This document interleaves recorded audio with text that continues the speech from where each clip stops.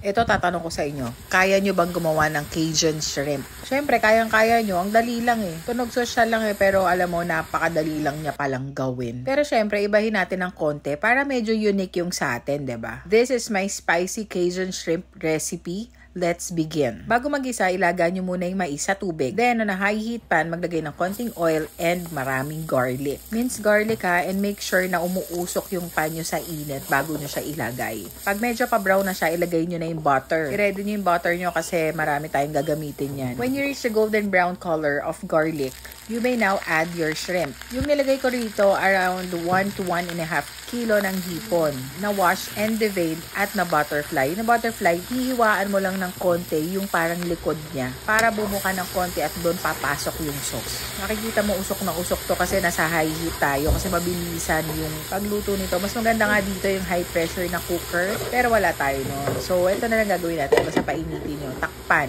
Haluin nyo lang para to make sure na maluluto yung kabilang side. Dahan-dahan lang sa paghalo para hindi makalas yung hipon. Pag medyo pinkish na siya, ilagay nyo na ulit yung butter. Yung nilagay ko dito around 2 to 3 tablespoon ng butter.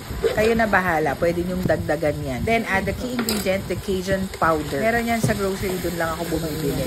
Hindi pa nga masyadong kilala yung brand na binili ko kasi yun lang available. Pero masarap ha. Pampalasa natin, oyster sauce. Yung nalagay ko dito, around 1/4 cup of oyster sauce. Haluin to make sure that all the shrimp are covered with the sauce. Ang sarap. Yung pangalang butter and oyster sauce, lalagay mo sa shrimp, masarap na, diba? Tapos, hinaluan ng Cajun seasoning, oh my gosh. Tapos, mabilis lang, ilagay na yung nilagang mais. Gantong hiwa lang ginawa ko para maiba, pero normally makikita mo bilog yan, diba? Haluin para makover din ng sauce yung mais. By this time, pwede mo na rin i-add yung spring onions nyo.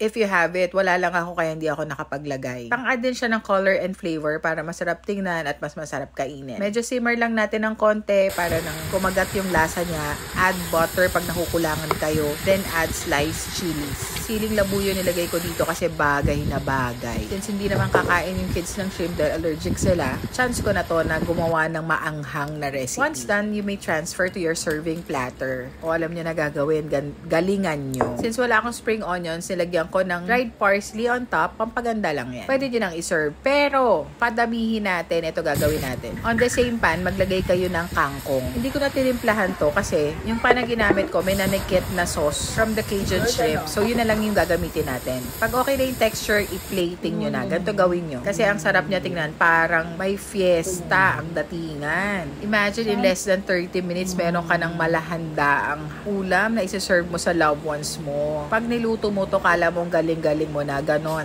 Feeling mo professional kaya, ayun. Gawin nyo na yan. Follow me for more. See you!